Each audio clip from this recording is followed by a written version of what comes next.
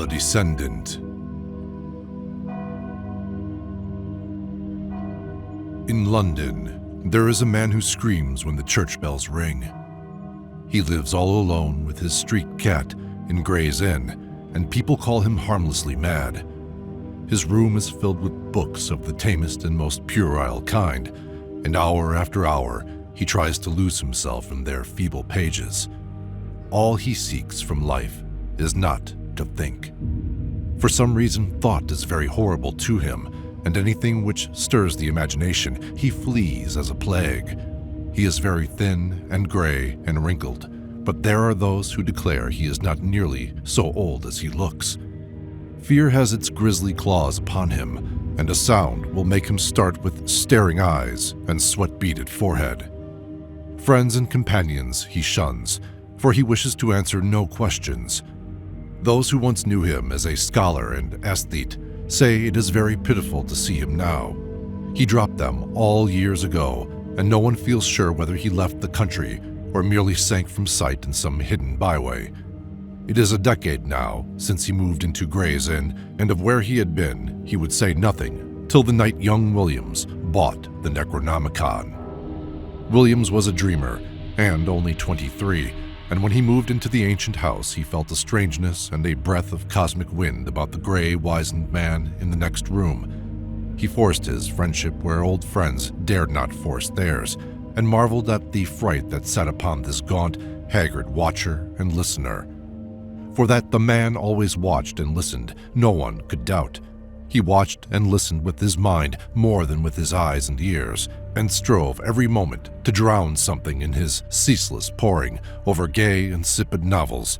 And when the church bells rang, he would stop his ears and scream, and the gray cat that dwelt with him would howl in unison till the last peal died reverberantly away.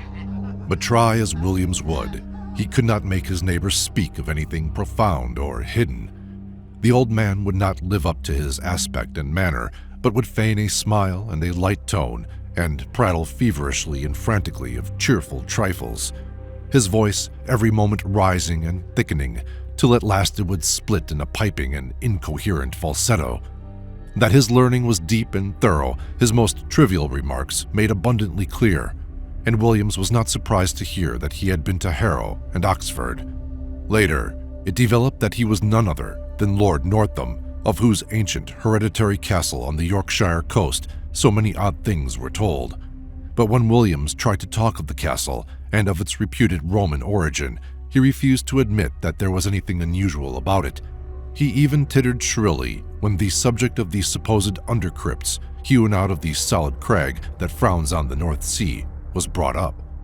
So matters went, till that night when Williams brought home the infamous Necronomicon of the mad Arab Abdul al-Hurzad. He had known of the dreaded volume since his 16th year, when his dawning love of the bizarre had led him to ask queer questions of a bent old bookseller in Cando Street, and he had always wondered why men paled when they spoke of it.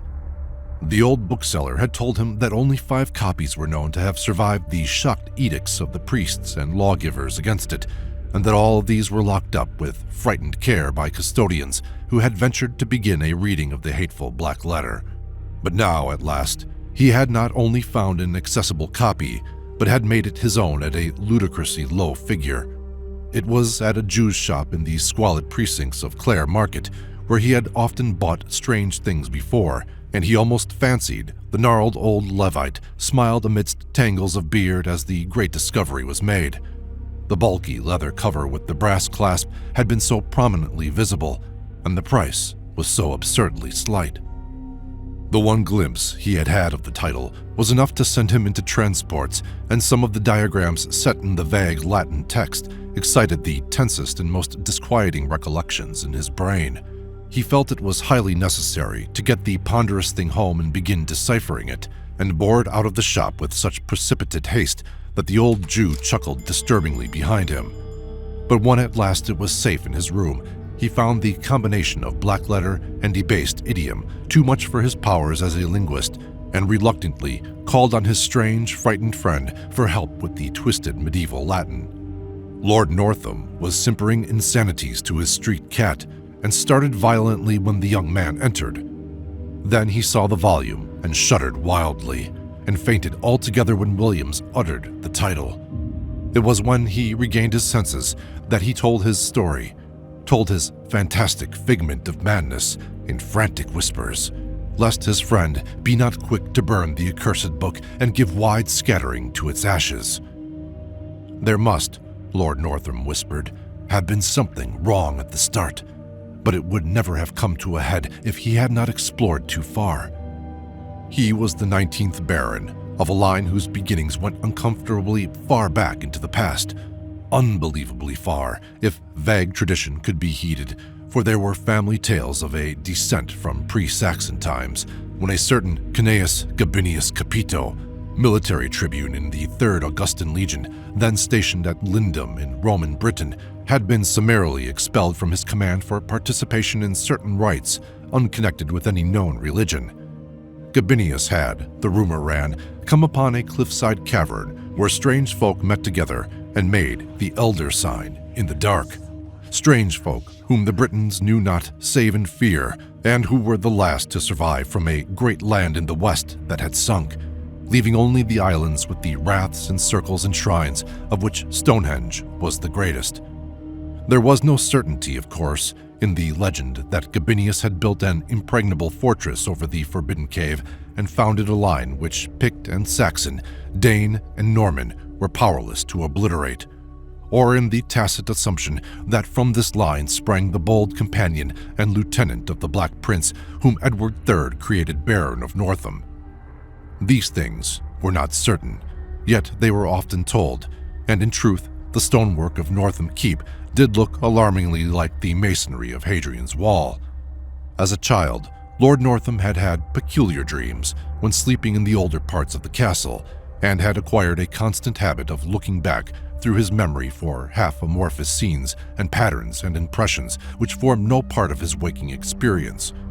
He became a dreamer who found life tame and unsatisfying, a searcher for strange realms and relationships once familiar, yet lying nowhere in the visible regions of Earth.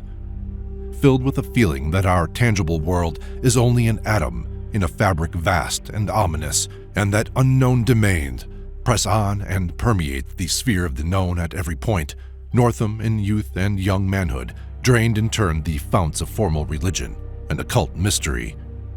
Nowhere, however, could he find ease and content, and as he grew older, the staleness and limitations of life became more and more maddening to him.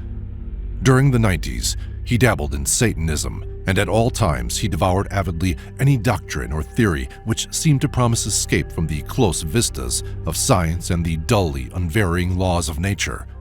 Books like Ignatius Donnelly's chimerical account of Atlantis he absorbed with zest, and a dozen obscure precursors of Charles Fort enthralled him with their vagaries.